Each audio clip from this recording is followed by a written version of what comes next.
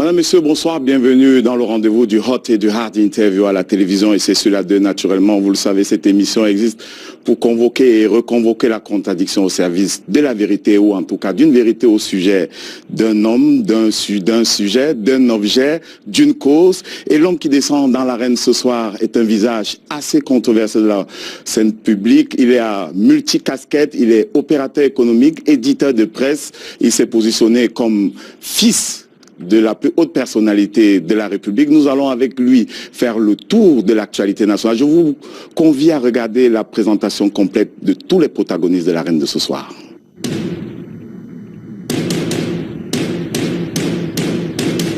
Ce soir, Jean-Gilbert Banla descend dans l'arène. L'éditeur du périodique Le Démenti et promoteur de la radio du même nom, qui a actuellement cessé d'émettre, prêt à répondre aux questions sur sa personnalité, sa trajectoire et ses rapports au monde politique. PCA d'entreprise locale et leader politique, Jean-Gilbert Banla voudra certainement revenir sur le climat des affaires au Cameroun. Pour l'interviewer ce soir, deux journalistes invités. Bertrand Oona, journaliste, rédacteur en chef de Royal FM, réputé pugnace. Sa bonne connaissance de l'actualité aidera à cuisiner l'invité de ce soir, certainement. Tout comme la grande culture de Georges Parfait Ouroundi. Le journaliste secrétaire de rédaction de l'Anecdote promet un travail au corps de l'invité vedette de ce soir. Et pour le duel, le sparring partner choisi par la rédaction de l'Arène, c'est Ernest Pekeo, leader politique, président du BRIC, le bloc pour la reconstruction et l'indépendance économique du Cameroun. Voilà pour le panel, le début des hostilités après le premier coup de gong. Entendu le premier coup de gong, je m'en vais recevoir l'invité principal, l'invité vedette, faut-il dire, de l'arène ce soir, Jean-Gilbert Banla. Bonsoir. Bonsoir, bonsoir à tous les téléspectateurs de la chaîne dont je suis descendu dans l'arène en 2012. Ça me rappelle la bonne souvenance. Et j'avais en face une de vos collaboratrices qui apparemment m'avait dit en cette période que beaucoup avaient hésité d'être en face de moi et qu'elle avait pris le courage et qu'elle avait beaucoup plié ce soir. Et c'est ce jour que j'ai dit à tous les Camerounais au monde entier que M. Biya est une entité additionnelle et il est mon père ultérin. Et ça a fait un scandale. Et avant ça, ça a été publié dans un journal, avant que je ne sois dans votre studio. Ce journal, c'était une nouvelle presse, parce que j'ai pris la peine quand même de venir avec ce journal. C'était une nouvelle presse qui avait publié ce journal, voilà. À l'époque, c'était en 2012, et avant que je ne sois sur, disons que sur votre télévision, et voilà le journal. Donc c'est un peu ça. La nouvelle presse, c'est l'ancêtre de la nouvelle. Merci. La nouvelle presse. Et puis, apparemment, quand le journal avait paru, les plus proches collaborateurs du chef de l'État du côté de Genève étaient très émerveillés, parfois un peu vexés. Et apparemment, l'intéressé leur aurait dit qu'est-ce qui était très difficile qu'un père soit avec son fils. Et je crois que vous avez beaucoup à faire. On a bien entendu, mais vous le disiez il y a un instant, en 2012, on avait eu des difficultés à rencontrer des personnes appelées à vous interviewer. Nous n'avons pas eu ces difficultés en 2018. La preuve, Bertrand Oona a accepté tout de suite jeudi lorsqu'on l'a appelé. Bienvenue Bertrand, bonsoir. Merci, bonsoir Audric, bonsoir à tous les téléspectateurs de Canal 2, bonsoir également à notre invité de ce soir. Nous avons l'habitude des plateaux de radio avec lui, Georges Gilbert, on connaît sa verve et surtout son flow. Mais ce soir, nous sommes là pour permettre au public de comprendre plus ou moins des choses et des histoires sur cet acteur-là qui peut être considéré comme controversé par certains, comme un acteur pertinent qui anime la scène sociopolitique par d'autres. En tout cas, on essaiera de faire de notre mieux pour que tout le monde soit content. En tout cas, ça nous fera plaisir, vous serez au service des téléspectateurs de Canal 2, Georges Parfait-Woundi, bonsoir, bienvenue dans l'arène. Bonsoir, bonsoir aux nombreux téléspectateurs de Canal 2 International. Nous avons eu aucune difficulté à vous avoir ce soir, vous confirmez? Oui, je confirme, et puis pour moi, Georges Gilbert Banla, c'est une curiosité. Je l'ai longtemps suivi à travers d'autres confrères.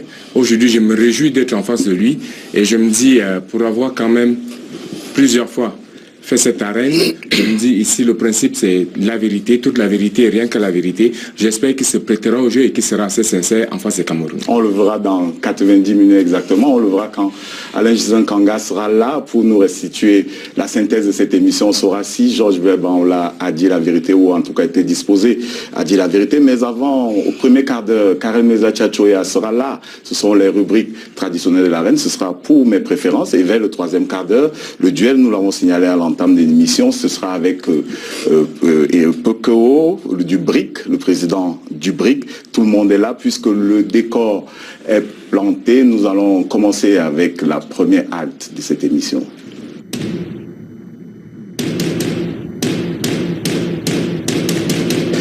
Georges Gilbert Banla, puisque vous avez commencé, on avait prévu des sujets d'actualité, mais je crois qu'on va renverser la pyramide, puis on ne va pas couper votre flot.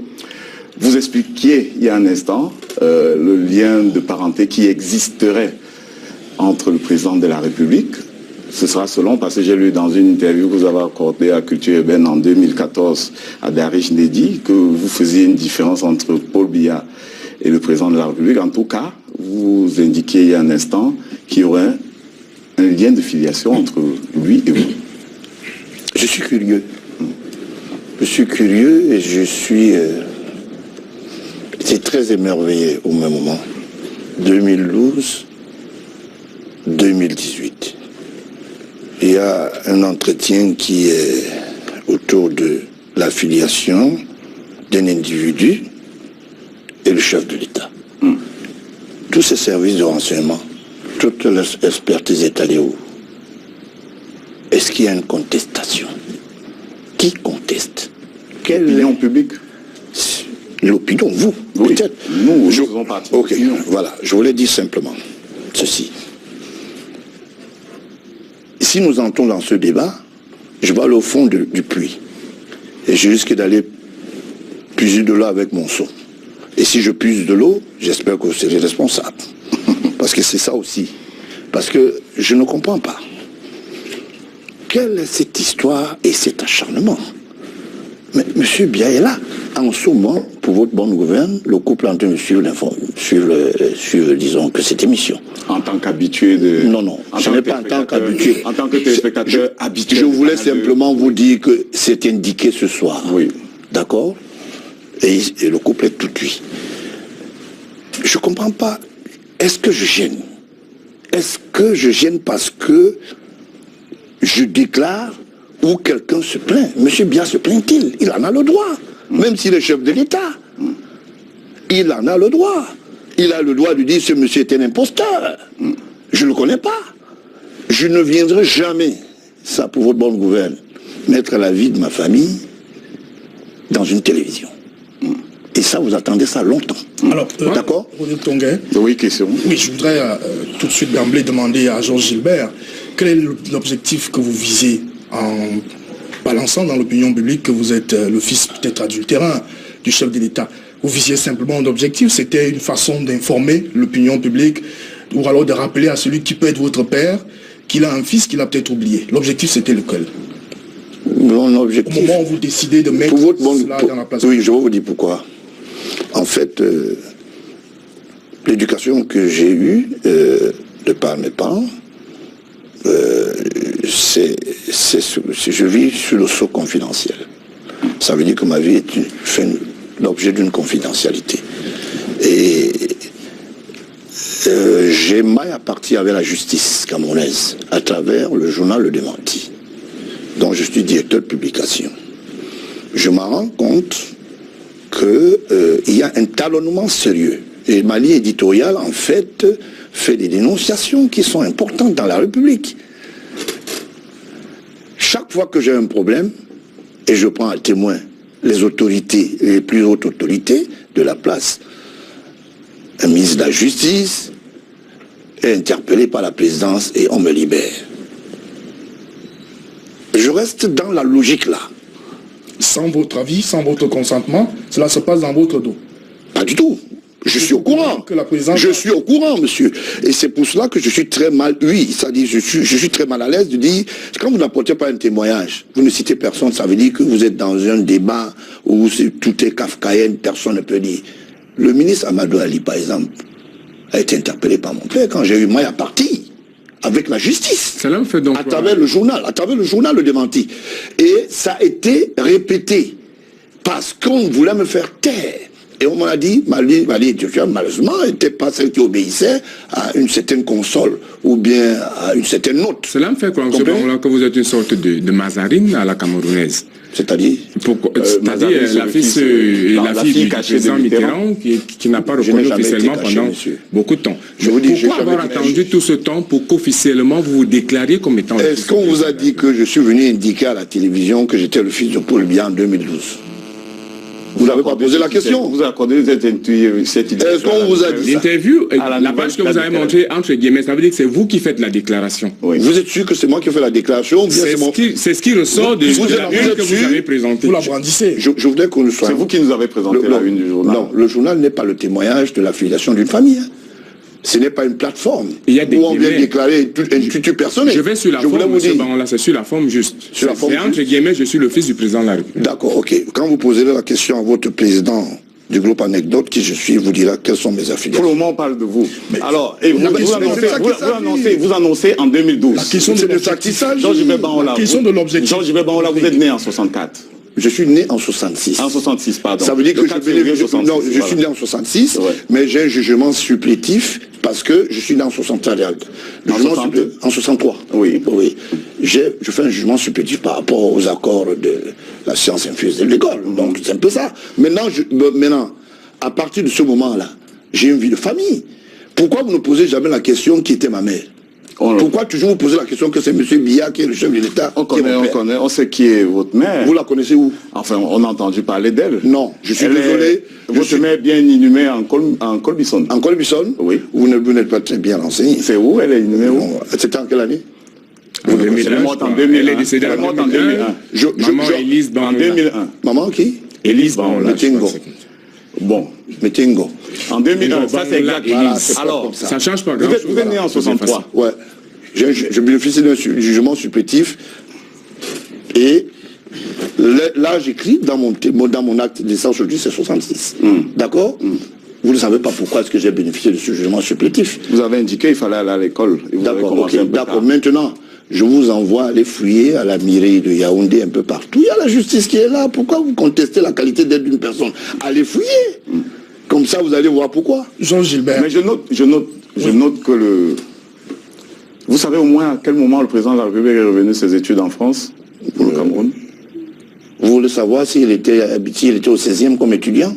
Moi, je vous donne l'information. Alors, je veux donc savoir si vous savez à quel moment il est revenu au Cameroun comme chargé de mission. Je l'ai vu comme secrétaire particulier de Teki Mouvement. Ça, c'était après avoir été chargé de mission. Je ne parle pas de mon père, je parle de l'émission. C'était en fin d'année 62. D'accord, merci. Et vous êtes né en 63. Mais vous pensez que quoi? Si quelqu'un arrive en 62, il peut pas faire un enfant de 63? Si, il le peut, mais vous ne pouvez pas l'avoir vu, vous. Pardon? Vous ne pouvez pas l'avoir vu, secrétaire d'État? Non, je suis désolé de vous dire quelque chose qui n'est pas vrai. Il y a ce qu'on appelle l'accession à un poste et la durabilité. Les ministres qui font les temps en poste ici, c'est moi qui le fais. On s'est compris. D'accord. Oui, Jean Gilbert, justement, on parle donc, parce que c'est un peu flou, votre déclaration publique qui a fait état de ce que vous êtes le fils du président, de cette déclaration au moment où vous avez grandi et tout le reste, il y a un flou là. Comment ça se passe? Quel flou? Comment est-ce que vous apprenez, dans quel contexte vous apprenez que le président est votre père? Votre maman vous l'a dit un jour, ou alors c'est dans vos recherches personnelles que vous arrivez à obtenir cette révélation? Comment vous l'avez su? Je suis un peu hébété. Et je comprends Parce que vous avez dit au départ que c'était un enfant situation... qui est né d'une mère. Sa mère est censée donner des informations. Tout à fait.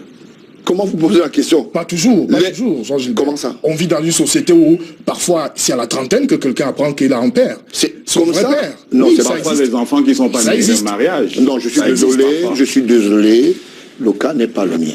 D'accord?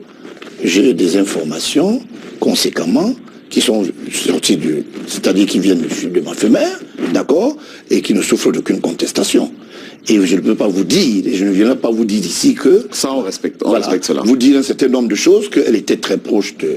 Voilà, je voulais on pas, respecte cela. Je voulais pas respecter... Je ne voulais pas réveiller les fantômes. On respecte cela. Mais on veut savoir où était le président lorsque vous faisiez plusieurs séjours en prison, pour des délits de presse notamment. Ah, ben dis donc, voilà, c'est maintenant où vous êtes venu. Vous avez vu que vous êtes jeune dans la presse, ici, dans cette salle. Est-ce que vous pouvez autoriser un témoignage ici? Non, ce n'est pas dans le format. Ah voilà. Vous aimez toujours. Vous êtes dans des trucs compliqués. Je suis allé en prison. Quelles sont les motivations? J'avais volé? Non. C'était pourquoi? Délit de presse? Oui. Donc il n'y a pas une... Parce que ça n'existe pas au Cameroun, délit de presse. Officiellement, on a dit ça. Donc je voulais dire ceci. Écoutez, vraiment, je pense que quand vous le dites, c'est une honte. Et je vais vous donner des grands indicateurs, sans entrer dans les détails. Toutes les fois que j'ai été interpellé, le ministre Abba a fait fermer mon journal pour une imposition fiscale de 1,3 milliard. Je travaillais à l'époque avec Kaufman. Qui était votre rédacteur en chef? Mon rédacteur en chef. Kofi Mwange, dans son âme. Allez poser la question au président de l'Assemblée qui a demandé qu'on ouvre cette rédaction. Qui l'a demandé? Pouvez-nous le dire aujourd'hui? On a quand même, vous ne pouvez pas me demander. Je ne fais pas la publicité. Parce que justement, ici. en tout cas, vous avez été dans le registre des anecdotes. Soyez quand même gentil. Vous savez, vous êtes quand même journaliste, vous n'avez pas me demander. Vous le savez. Donc, vous le savez. Vous le savez. La deuxième fois, quand il y a eu un filet qui a été organisé par la presse, parce que j'avais quelqu'un que j'utilisais dans mon journal, il s'appelait Amadou Tidjani. On a organisé... Il sera devenu DP de Libération après. Oui. Vous n'avez pas dit que la presse est organisée contre Banla? Et que, en face de moi, il a dit à son patron que ça s'est bien passé. Mais je suis libre. Voilà. Que s'est-il passé justement avec... Non, ça va. Avec M. Kaufman, M. Banla? Pardon? Avec votre employé, M. Kaufman. Le rédacteur en chef. Parce qu'apparemment, oui, vous vous êtes séparés dans des conditions qui n'étaient pas les meilleures. Ah bon? Vous pensez que tous les employeurs se séparent souvent dans les bons termes? En fait, c'est nouveau ça. Vous avez une réputation de quelqu'un qui ne honore pas toujours ses engagements. Non, je suis allé, j'ai acheté le cercueil de Kaufman. Et je suis allé au deuil. Je suis allé au collaborateur alors qu'il a eu besoin de vous. J'ai dit, je vous donne l'indication. Maître Meunier, notaire, à Yaoundé le sait. Nous avons contribué tous les deux. Moi, je ne cache rien du tout.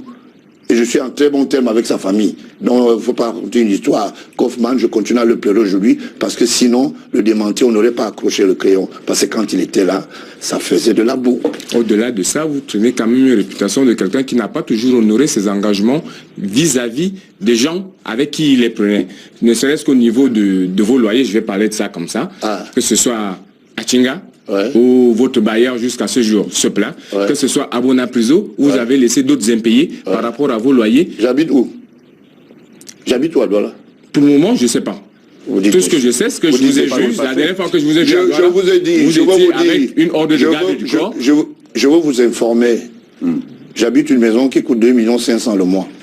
Encore faut-il laissez-moi, vraiment cet enfant, laisse-moi parler.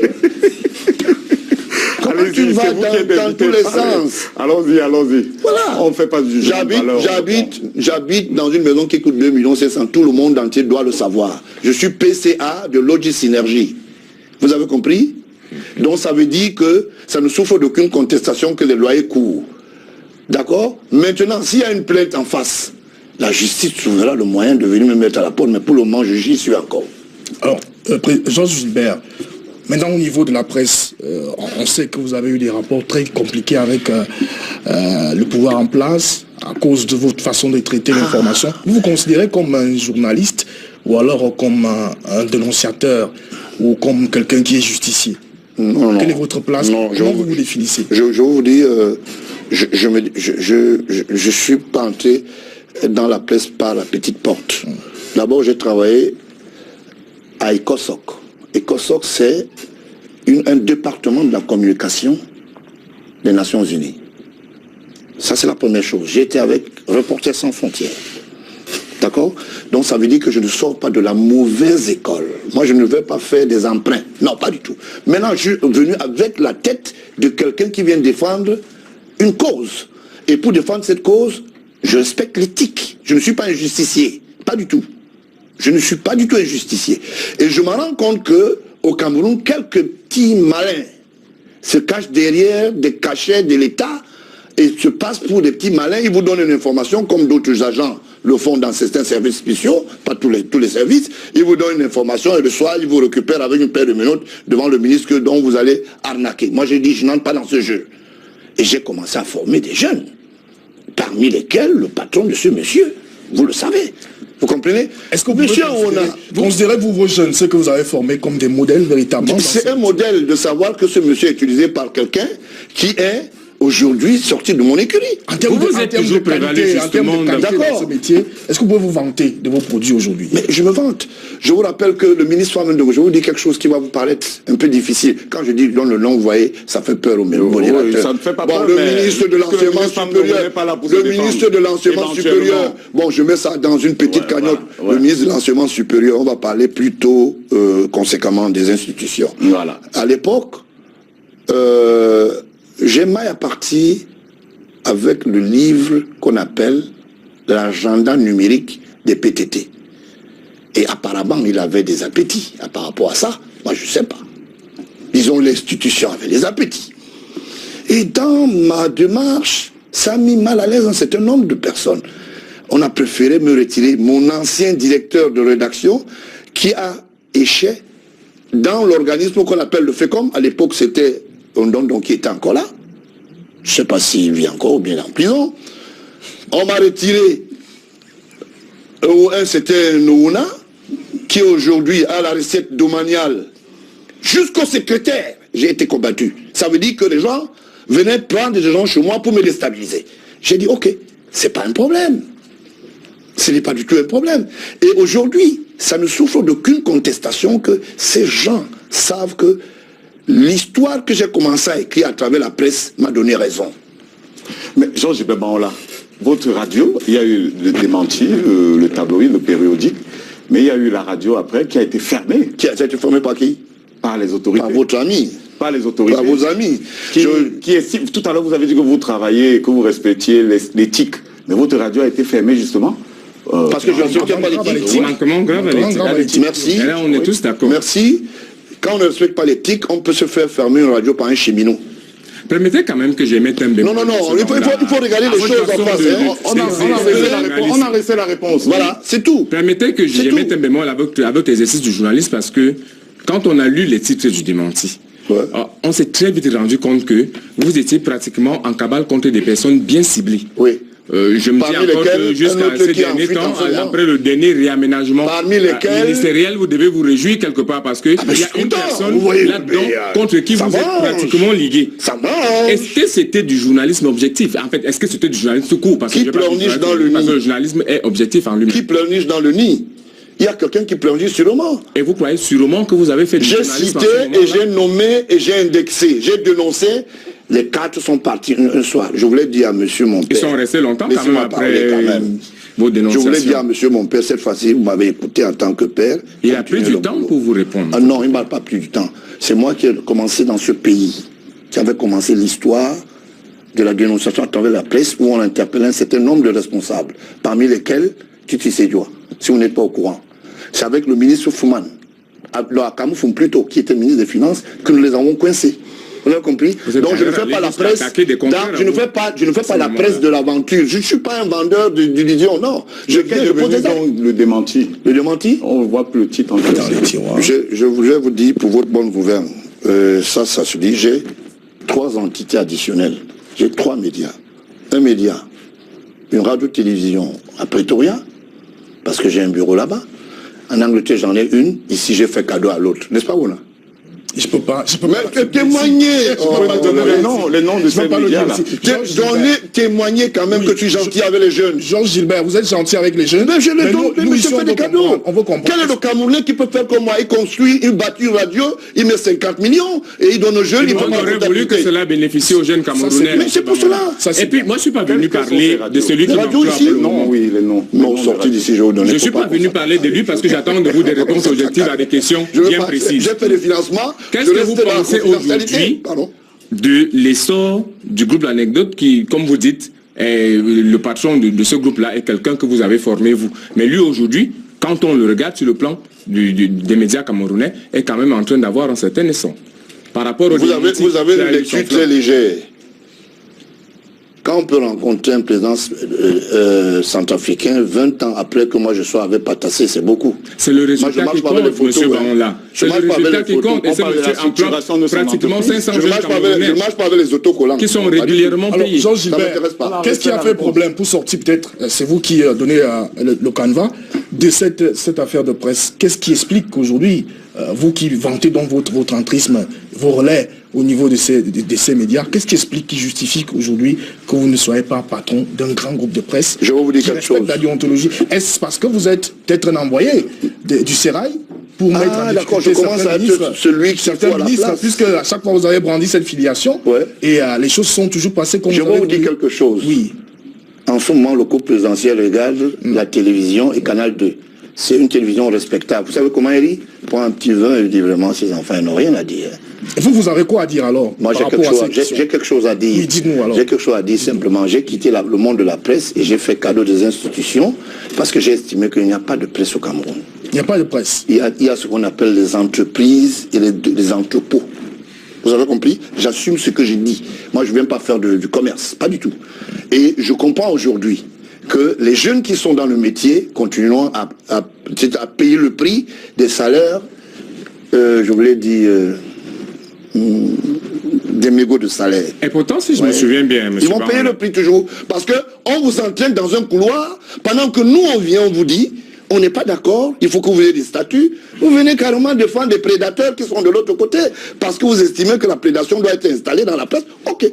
Let's go. Monsieur Baronla, après que vous ayez fermé le démenti radio et support papier, vous êtes quand même prévalu d'être le patron d'Afrique Média lorsqu'Afrique Média s'installait au Cameroun. Non, pourquoi avoir voulu prendre la place du patron? Non, je voulais vous dire quelque chose.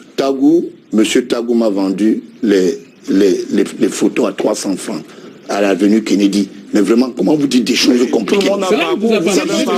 Ça fait partie de son parcours.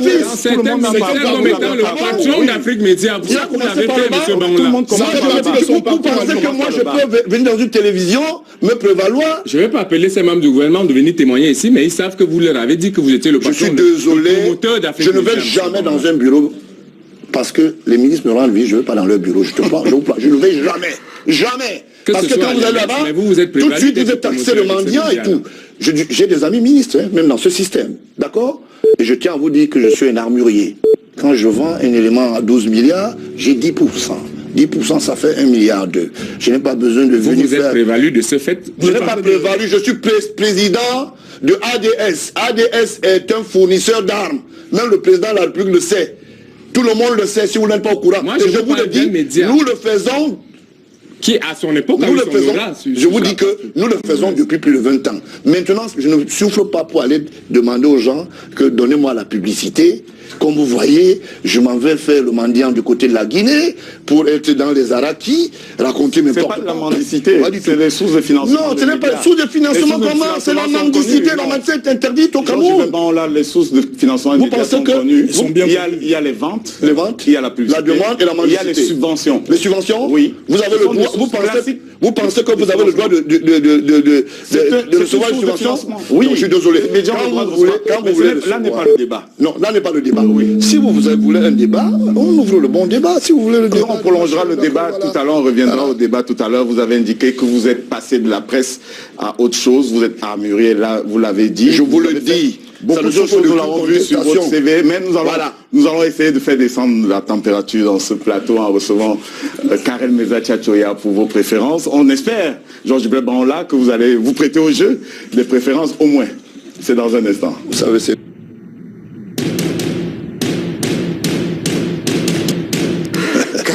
Katia Tchoya, bonsoir. Bonsoir Audrey. Bienvenue dans l'arène. Merci. Vous avez l'antenne. Alors, Georges Gilbert Banlan, bonsoir. Bonsoir madame. Ça va Oui. La journée a été quand même. Oui, j'ai eu une pression assez sérieuse. Je savais que je venais rencontrer le jeune Ouona et ça m'a fait dépression. Voilà. Ah bon, vous avez ouais, l'impression quand vous voulez rencontrer bien. Oui, parce que je sais qu'il va me dire des choses. Bon, ben, voilà. Alors, je vous vois avec beaucoup de bijoux, bracelet par-ci, une bague par-là. Vous êtes plutôt bijoux ou bien vous aimez bien les bijoux? Je porte une montre de 30 millions. Ça, voilà. Je ne cache pas. Je travaille pour ça. Personne ne va me l'interdire. Moi, je ne me cache pas. Hein. C'est des rubis. D'accord. J'espère qu'il n'y a pas de gars qui vont m'attendre à la sortie. Je l'espère aussi. Voilà, ok. Mais je suis bien gardé quand même. Au vu de votre escorte, on ne non, ils peuvent pas. Ils peuvent pas. Ils peuvent pas. Il faut qu'ils oublient. oublient. Arrivé avec 3 véhicules, un Range Rover, un Hummer, un autre véhicule de luxe aussi. Vous êtes arrivé avec une garde assez musclée. Je ne voudrais pas dire musclé, mais j'ai vu beaucoup de personnes tout autour de vous. Ouais. Est-ce une manière pour vous de confirmer que vous vous déplacez jamais seul et aussi que vous aimez bien les véhicules de luxe? Vous pensez qu'après que j'ai lancé ma trappe et les gens sont tombés il y a quelques jours, je dois renforcer même la garde? Parce que je sais que ma tête est mise à prix. Ah non, je suis malin aussi. Et ils étaient 12, j'en ai encore ajouté 6 ce matin. Donc ils sont déjà au nombre de 18. Ça ne me gêne pas. Et nous nous déplaçons avec 6 voitures. Il y a une voiture qui a des armes, parce que j'ai le droit de port d'armes, ainsi que, mais il y a une autre voiture qui est là pour la sécurité. Quand je roule, si on vous trouve en bas à la route, on sait que ce monsieur est au risque et péril. Même le chef d'État sait que le métier que je fais est un métier à haut risque. Pourquoi est-ce que les gens trouvent que c'est mauvais? On va parler à présent de votre style vestimentaire. Je sais que vous aimez bien les bretelles. Vous en portez aujourd'hui? Vous voulez le voir? Jamais sans bretelles alors? Oui, les bretelles, ça me rappelle le style Elvis Presley, donc, parce que j'ai adoré beaucoup les acteurs américains, et puis j'aime être bien habillé, parce que c'est ce qui me rassure. D'accord. Voilà. Et si je vous demandais de nous parler un petit peu de Georges Gilbert Banlan, vie privée? Vie privée, j'ai 4 femmes, 2 femmes blanches, 2 femmes noires. Pourquoi 2 femmes blanches? Parce que je suis le seul Camerounais qui peut le faire. Ah bon, vous pensez? Ben oui, montrez-moi un Camerounais qui a 2 femmes blanches, avec des actes de mariage, parce que les femmes blanches, ça rigole pas, ça s'entretient. Voilà.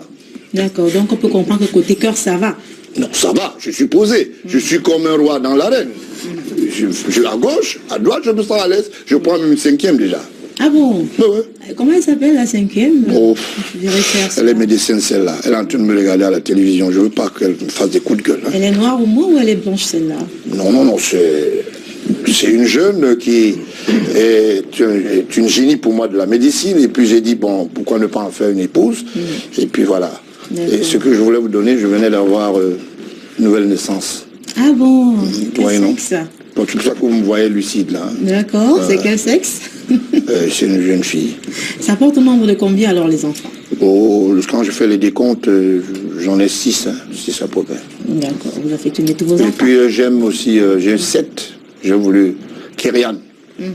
Quand je viens à la télé, elle me fait des coucous, elle me dit papa vas-y, voilà. C'est 6 à peu près ou c'est 7? 7. Ah. Il a parlé voilà. de 7. Je suis père géniteur. Je ne suis pas quelqu'un qui ne fait pas des gosses. On a bien compris cela.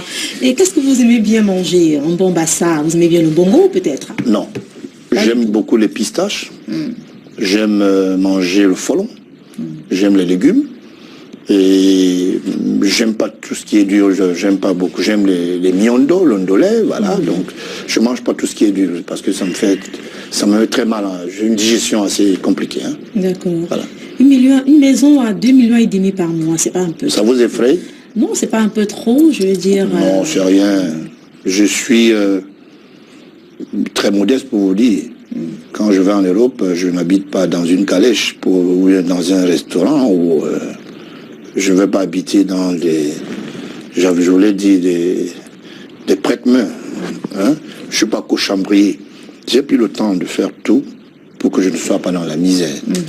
Et la dernière fois quand je suis venu ici, je vous ai dit, je me suis séparé avec mon dernier employeur parce que j'ai vendu les automobiles aussi. C'est pour ça que j'aime beaucoup les autos. D'accord, c'était 25 millions le mois. Aucun camion ne gagne 25 millions, sauf s'il ne peut pas aller piquer dans les caisses. Ah, mais c'est ça qu'il s'agit. Alors, ceux qui vous connaissent disent de vous que vous êtes un petit peu colérique. Non, je ne suis pas colérique, je suis quelqu'un qui est très vantard. Ça se voit en tout cas. Ouais, je suis très rassuré parce que je suis un travailleur. Je travaille sur 24 heures, je fais 18 heures de travail. Et puis je ne me contente pas. Il y a ma garde qui est là, ils savent. On est parti de Douala ce matin à 1h du matin. Nous sommes arrivés ici parce que nous respectons Canal 2 et son modérateur. Et vous autres. Et nous sommes prêts à repartir sur Douala, même à Limbe, partout. Je fais, si je vous le dis, je fais dans la para-maritime, j'ai des bateaux qu'on loue. Je suis concessionnaire, je suis associé à ça. Vous comprenez?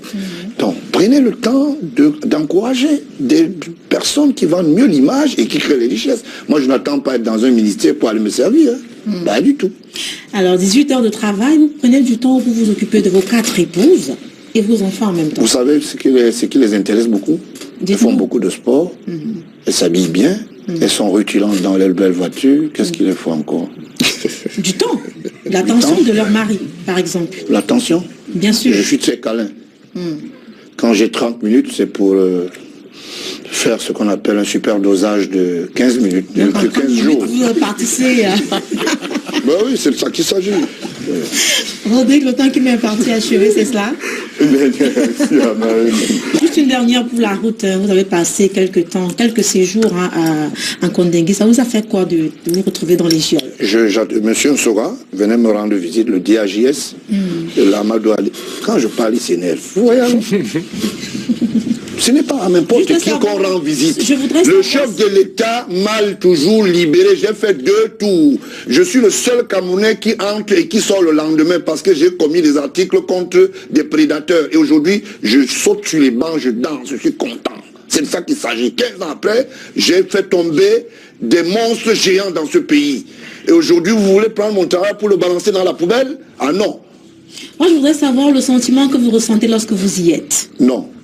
C'est même un autre monde, ça veut dire que vous découvrez beaucoup de choses, et il y a beaucoup d'informations là-bas aussi. Et quand vous y arrivez, et on dit, c'est le journaliste qui dérange là.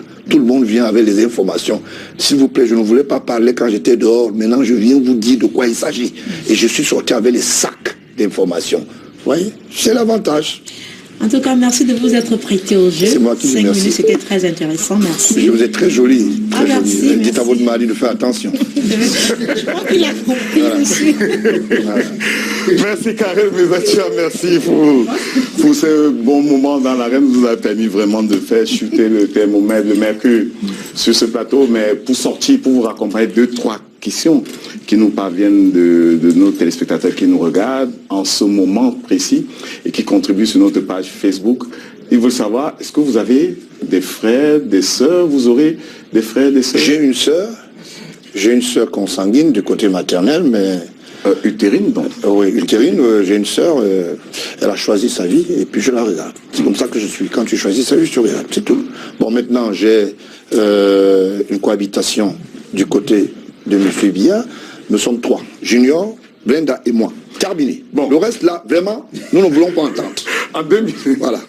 En 2012, vous disiez pourtant, à Daris dédie dans Culture Ébène, que vous avez une soeur qui est morte depuis 7 ans. Non, c'est pas possible. Si, c'est écrit. Non, voilà Culture Ébène, pardon. Culture Ébène, c'est sur Internet. Non, je crois qu'ils avaient mal écrit. Ouais. J'ai jamais perdu une sœur. Pas du tout. J'ai des cousines que j'ignore parce qu'elles ont des vies compliquées. Moi, je ne veux pas entrer dans ce genre de vie. J'ai des cousins, ils ont choisi leur couloir. Vraiment, quand je les regarde, je préfère piquer la course. Et il y a Dani qui est toujours en vie. Dani, votre soeur, est toujours en vie. Pardon? Dani, elle est toujours en vie. Vous ne dites pas ce que vous avez fait d'elle? Elle est là, elle a Bépanda à Douala. Elle a Bépanda? À Douala. D'accord, ok. Je crois qu'elle nous regarde aussi ensemble. Donc si elle est en train de regarder, elle sait pourquoi est-ce que j'ai pris position et j'assume. Moi, je me Alors, une dernière question. J'assume. S'il vous plaît, une dernière question. Il y a une autre question de téléspectateur qui prétend connaître votre mère. Quelle était la profession de votre mère? Elle s'occupait à quoi au quotidien? Je voudrais que ça vienne de vous. Parce oui, je voulais vous dire quelque chose. Honnêtement, elle est morte. D'abord, je vous rappelle qu'elle elle était dans le corps médical. Elle a été très proche de la feu première dame Jeanne Irene Bia. Elle était son assistante Et elle a travaillé avec le professeur Mafiamba au service des prises en charge. Et aujourd'hui, le Cameroun lui a donné quelques médailles que je garde encore, mais je crois qu'elle a fait sa carrière. Elle a laissé une parcelle de terre qui n'est pas exploitée. Non, c'est... vous savez, je vais vous dire quelque chose. Hein. Il y a quelque chose qui anime parfois les petits malins. Ils ne veulent pas bosser, ils veulent que les autres aillent bosser pour aller faire des choses.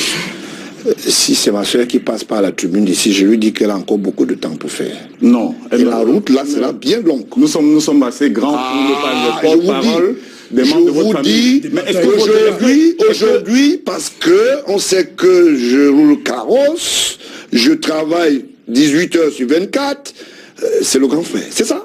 Votre Cameroun, là, c'est comme ça. On reconnaît les gens quand c'est bon, quand c'est mauvais, c'est tout le monde qui dit chapeau. Mais vous avez lu ou vous avez entendu dans les chaumières que votre mère était incantatrice. De quoi? Elle était marabout. Quelque chose de similaire, ça. Vous avez lu ça déjà? Vous avez entendu parler? Je vais vous dire quelque chose. Oui. C'est l'occasion de démentir parfois, non, parce qu'il y a des accusations. Non, c'est bon. Je voulais même dire. Chez nous, on a ce qu'on appelle des héritages de famille. Quand M. Biaye Nongui, il est sorcier, non. Pourquoi les gens trouvent que c'est mauvais? Si c'est la reine de son village et qu'elle, à un moment où elle vivait, elle tenait ce qu'on appelle les us de ce village, les gens trouvent que c'est mauvais. Donc le nom aussi, on a dit qu'il est sorcier. Tout le monde sera sorcier à la fin.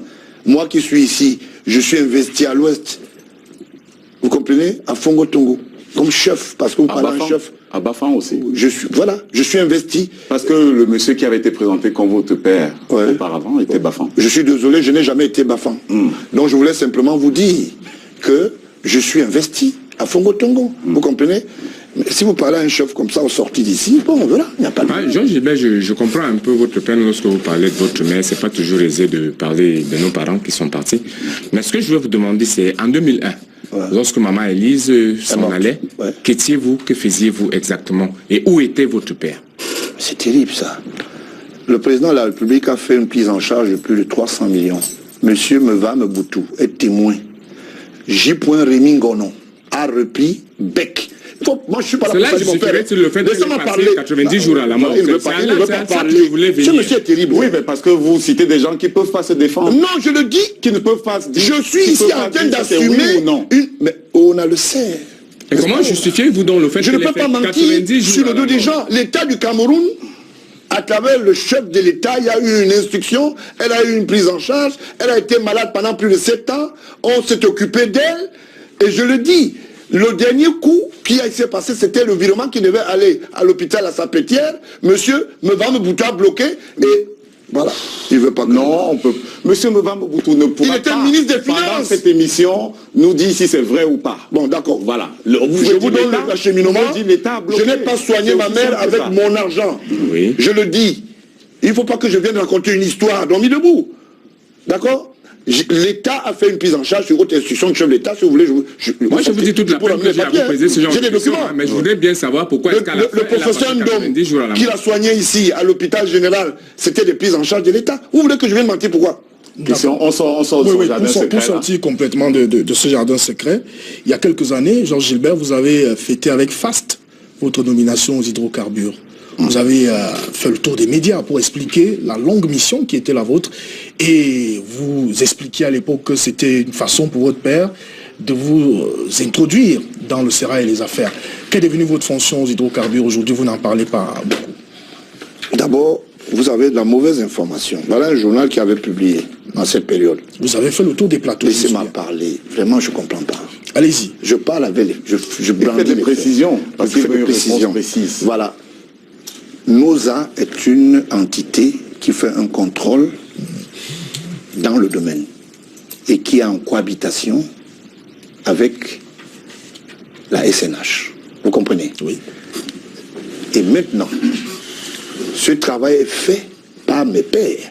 Ça ne veut pas dire que je ne suis plus. Parmi d'autres fonctions, une autre fonction. C'est de ça qu'il s'agit. Et NOSA existe. L'autorisation a été donnée par le chef de l'État et ça a été entériné par le ministre M. Atanakuna. Il est encore là, non? Hein? Il est encore là? Vous suivez l'actualité comme nous? Non, je croyais que peut-être il était encore là. Bon. Disons qu'il est là encore. Voilà. Donc, alors, quel est le bilan que vous pouvez en faire aujourd'hui?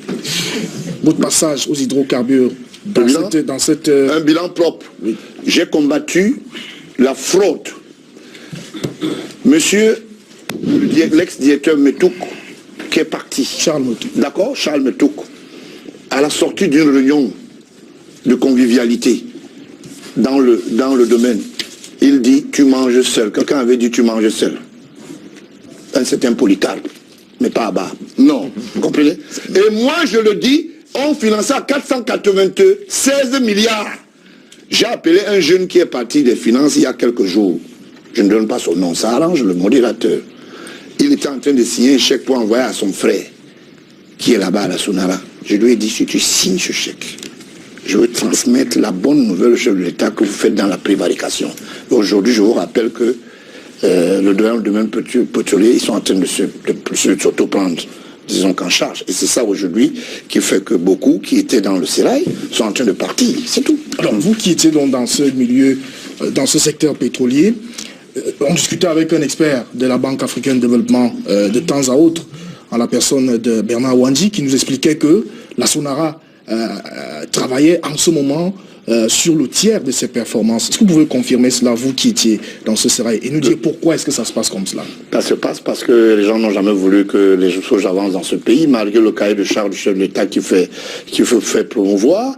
Tous les directeurs qui sont venus là, nous faisons dans le but encore dans ce Cameroun, au Cameroun. Ça veut dire que pour que vous ayez le carburant prêt à consommer, il faut que ça soit traité dans une autre usine. C'est malheureux. Malheureusement, c'est ça. Est-ce que vous l'avez dénoncé du temps où vous étiez là? Je l'ai dit, j'ai dénoncé à haute voix. J'ai dénoncé d'abord sur l'air et digne, père son âme. Après, tout ça a suivi. Vous comprenez? Et maintenant, si les gens ont choisi d'être avec des sociétés comme Transcontinental et ils ont des amitiés avec certains journalistes qui ne veulent pas les dénoncer, moi je veux pas faire. Et surtout que les publicités passent dans certaines télévisions privilégiées. Puisqu'on est dans le domaine pétrolier, M. Bangola, quelles ont été vos relations avec la CSPH, la Caisse de stabilisation des prix des hydrocarbures? M. Talba, c'est un ami. Oui, et après, il y a eu M. Ondobo qui gérait un domaine financier là-bas, qui vous a accusé d'avoir perçu un peu plus d'argent avec des documents qui n'étaient pas des documents. Lui-même, Ondobo est où? Il est là-bas, hein. Moi, je suis dehors. Vous ne l'êtes pas seulement parce que vous avez un passe-droit qui vous fait sortir de prison. Vous l'avez libéré? Il est libre. Vraiment, vous avez fait des efforts. Il a été libéré par la justice. Quelles ont été vos véritables relations avec la CSPH? C'est des histoires. Ondobo, je le connais très bien, il habite à Issos. Nous faisons le 2-0 à l'époque. C'est un ennemi, même c'est un grand frère. Mais pour le moment, c'est d'accord. Je vous le dis, Ondobo n'a jamais payé un franc de plus. Et c'est M. Talba qui donnait quelques publicités au démenti, avec quelques froideurs. Bon, on sait maintenant comment ça se passe. Il a reconnu n'avoir pas payé. Il a péché de non, bon sens parce que n'existe pas. Vous lui avez présenté des documents. On ne me fait pas des cadeaux. C'est M. Waziri qui faisait la comptabilité. Ce n'est pas M. Ondobo. Ondobo ne faisait que payer. On a bien compris, on s'est entendu. C'est ça qui s'agit. Moi, j'ai là. On ne s'attardera pas sur les personnalités, mais je voudrais, puisque vous êtes présenté comme le fils du président de la République. Je ne suis pas présenté. Parfois, pourquoi vous avez des gens? Est-ce qu'il y a des gens qui viennent vers vous parce qu'ils estiment que vous pouvez jouer les facilitateurs pour un ou deux projets? Ça arrive parfois. Il faut que je profite à la télé. Je dois profiter. Voilà. Tous les documents qui vont chez le chef de l'État, et je parle sous la haute dignité de toutes les autorités. Quand j'écris, je mets bien le fils aîné du chef d'État, je mets le cachet. Vous avez compris, non? Ça entre dans l'administration. Mais ça peut servir de passe-droit. Parfois dans certaines affaires. Dans certaines quoi? Ça peut aider à faciliter les autorisations. Si j'ai les pauvres, c'est mauvais. Je voudrais citer cette entreprise, Navitrans. Vous avez été PCA, il me semble. Je suis PCA jusqu'aujourd'hui. Navitrans de M. Védrine. Oui, qu'est-ce qui s'est passé? Mais qui vous avait consulté parce qu'il pensait, parce qu'il estime que vous êtes le fils du président de la République et qui voulait des licences shipping et qui aurait investi près de 900 millions pour vous entretenir, mais qui jusqu'à... Vous savez ce que vous dites est très grave. Oui. Et je voulais vous dire, les petits gens qui racontent n'importe quoi. Vous avez l'occasion de vous défendre. Je vous dis, c'est très dangereux. Et j'ai des témoins dans la salle. Voilà. D'accord? D'abord, la vie d'entreprise ne peut pas se mettre dans une télévision. Oui. Deuxième chose, Ça n'a jamais existé. J'ai mes téléphones, je peux vous les ramener tout de suite. Et vous allez voir les correspondances et comment j'en m'entretiens avec mes collaborateurs. Les gens ne peuvent pas dire n'importe quoi. Navitrans est un consortium qui est lié à Logis Synergie. Vous comprenez? C'est moi qui suis ici, qui a fait signer toutes les licences sous le label de monsieur Mbembo. J'ai des documents. Allez au ministère poser la question au directeur de l'appareil maritime. Au ministre du Transport. Oui. En tant que ministre du Transport. Oui, en tant que ministre du Transport. Qu'est-ce qui est mauvais l'idée? On m'a entretenu avec 900 millions. Oui. D'accord. Il signale 600 millions pour... Pourquoi 32 millions pour un Land Cruiser. C'est pas possible ça. Ils vous ont pas... Je n'ai même pas de Land Cruiser d'abord. Voilà. Ça c'est grave. Ça. Ce genre de grossier mensonge. 100 000 euros pour des vêtements, vous venez d'indiquer que vous aimez les vêtements. C'est pas possible ça. Mais 100 000 euros. Je vous dis quelque chose, c'est pas vrai. Ah bon, je crois que c'est des gens qui vous ont envoyé, donné une mauvaise information. Moi, il y a quelque chose qui m'étonne quand même dans votre démarche. Non, je voudrais poser une dernière question dessus, parce que s'il y a un investisseur qui estime avoir perdu 900 millions de francs CFA, ça peut décourager les autres investisseurs. Je vous dis qui n'avait pas été votre... n'a pas permis le contact entre M. Védrine et vous. M. Ndiki, c'est qui? Monsieur Ndiki qui était dans le projet. C'est vous qui le connaissez. Voilà. Moi, je ne le connais pas. Ok, c'est bien entendu. Nous avons récolté toujours dans les journaux, sur Internet, les accusations des gens portés contre vous. C'est-à-dire, vous avez l'occasion de vous défendre. Oui, allez-y. Voilà. Mais vous avez estimé que vous ne le connaissez pas. Je ne le connais pas. Voilà. Question. Moi, je vais quand même vous poser une question. Bon, il y a quelque chose qui m'étonne dans votre démarche. Je me souviens bien de vos différents passages dans les médias. À une époque, M. Mbongo, dont vous venez de parler comme ministre des Transports. Il était mon ami. Oui, mais lorsqu'il était déjà au ministre de la Défense, vous êtes monté aux antennes pour dire que ce monsieur-là était un prévaricateur de la République. Ça, vous l'avez dit publiquement. Vous pleurez beaucoup, hein? Vous l'avez dit publiquement. Et que vous soyez à lui demander des services au moment où il est ministre des Transports. Les services? Puisque c'est lui qui vous signe les autorisations. Une entreprise veut une autorisation, tout le monde peut le faire. Si vous avez passé du temps à le décrier comme une personne, il est au service du public. Oui. Est-ce que c'est vous avez passé du temps à le décrier comme prévaricateur? Non, mais c'est un service qui est là pour le service. Est-ce qu'il va refuser parce que c'est un service public? Est-ce qu'il va refuser? Non, ne vous énervez pas. Ne vous énervez pas. Je ne me lève pas. C'est un service dans le sens. Je me lève pas, vous me tuez. Est-ce que vous savez exactement combien d'hommes le président de la République a utilisé depuis qu'il est au pouvoir comme ministre? Pardon? Donc, est-ce que vous savez combien d'hommes le président de la République a utilisé comme ministre? Moi, je ne les ai pas. Ok. Je voulais juste arriver à un fait, c'est que vous ne pouvez pas vous prévaloir aujourd'hui du fait que lorsqu'on enlève un ministre, c'est parce que vous, M. Baonla, vous avez dit que ces ministres-là travaillaient mal, parce que toute la presse le fait au quotidien. Vous le faites quand?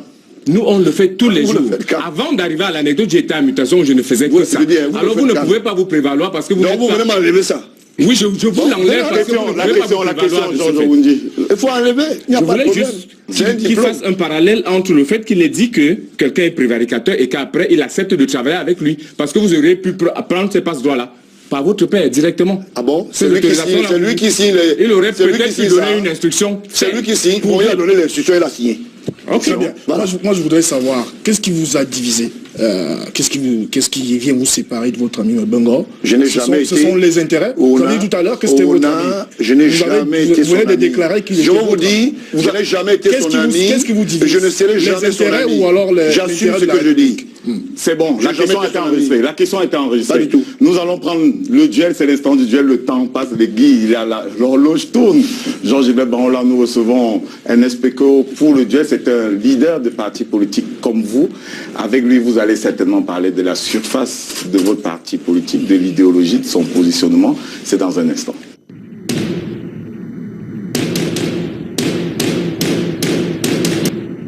Un écho, bonsoir. Bonsoir, Roger. Vous avez Jean-Gilbert Baonla pour un quart d'heure. Bonsoir, M. Baonla. Bonsoir. Comment on appelle ça? Bon, avant d'attaquer le secteur purement idéologique, je souhaite un peu revenir sur une question que vous n'aviez vraiment pas répondu en profondeur. Allez-y. Bon, j'ai constaté depuis toujours, depuis 2013 que je vous suis, que vous passez le temps à accuser les ministres. Oui. Pourtant, vous savez comme moi que c'est M. Biapol qui les nomme. Ouais, ok. Bon, est-ce que vous ne pensez pas que c'est M. Biapol qui est l'unique responsable de cette situation dans laquelle le Cameroun est plongé? Mais déjà, parlant du casting, personne sur le plan constitutionnel n'oblige M. Bia à faire un quelconque choix. C'est lui qui fait les choix. c'est lui qui les juge. Et c'est lui qui peut les démonter.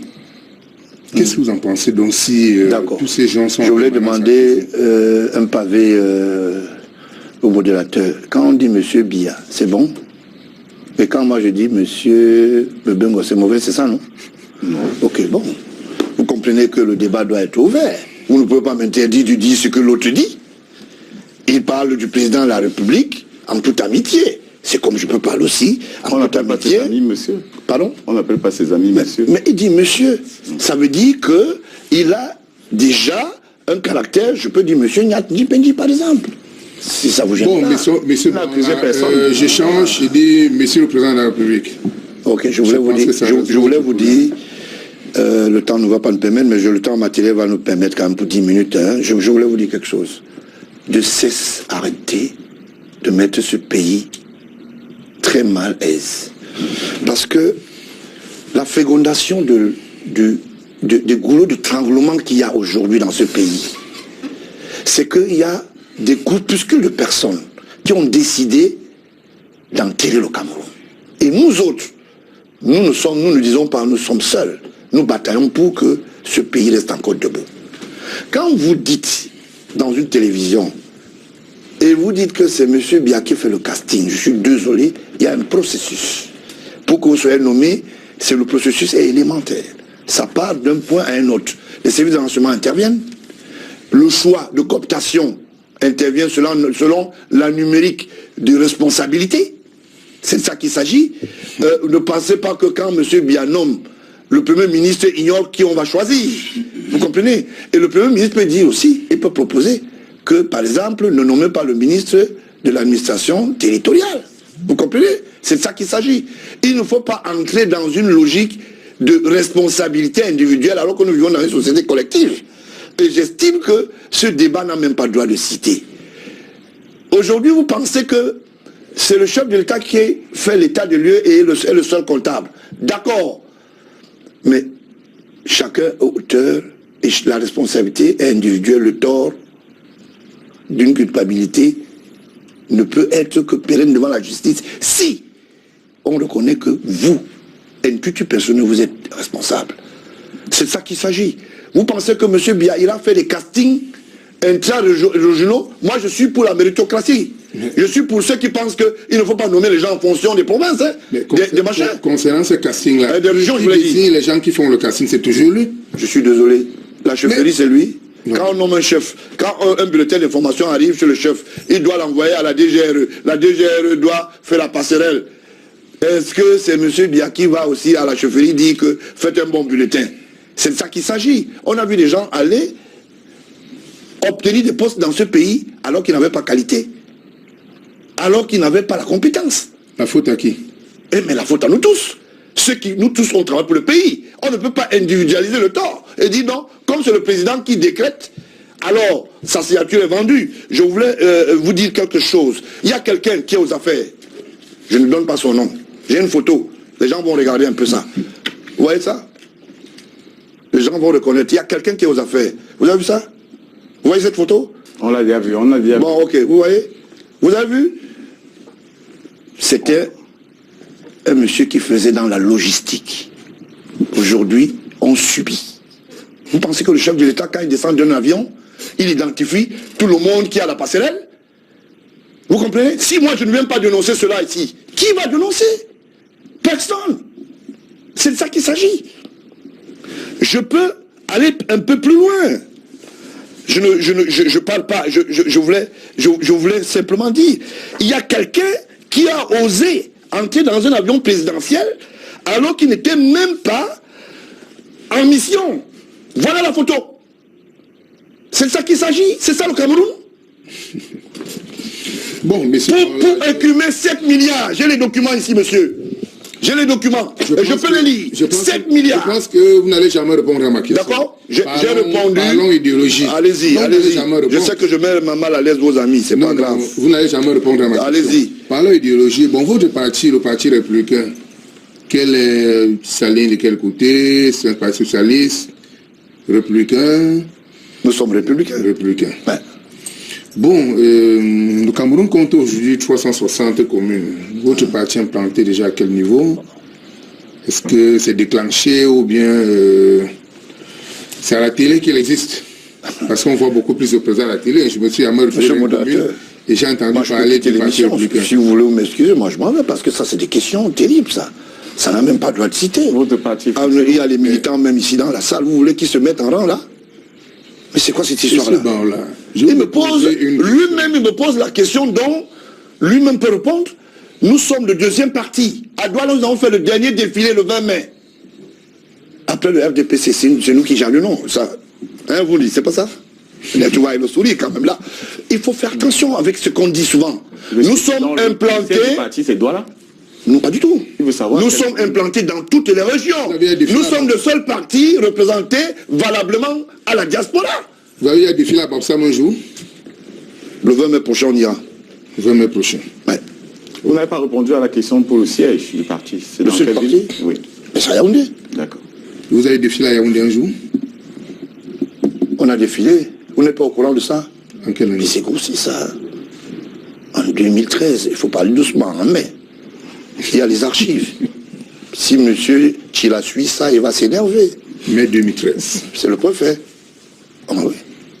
Bon, votre parti est légalisé, je suppose, avant 2013, puisque vous dites que vous avez défilé en mai 2013. Il y a eu élection en 2013, on vous a pas vu en liste. Bon, je veux simplement vous dire... Le corps électoral avait été convoqué le 2 juillet 2013. Oui. Votre parti était déjà légalisé, vous avez défilé. Mais on n'a pas vu dans une quelconque commune du Cameroun votre parti en liste. Ah bon? Oui. Je veux vous rappeler que notre parti est bel et bien légalisé. Hein, en 2013, et en 2013, au mois de mai, nous défilons parce que nous nous faisons entendre déjà, et que le leader dont je suis est un leader connu dans la place. Et quand vous le dites, vous dites des choses graves. Et quand vous le dites, ça veut dire que vous ne connaissez même pas l'histoire de ce pays. J'ai demandé si vous avez participé aux élections de 2013. 2013. Le corps électoral a été convoqué le 2 juin. Le 2 juin 2 juillet 2013. Nous, on n'a pas voulu participer. Vous n'avez pas voulu participer? Ouais. La question que j'ai posée, donc je ne sais pas... On n'a pas voulu participer. On n'a pas voulu participer. Je voulais vous lire, disons qu'intentionnellement, disons que il y a d'autres même qui ont même dit que le parti n'est même pas légalisé en plus. Hein.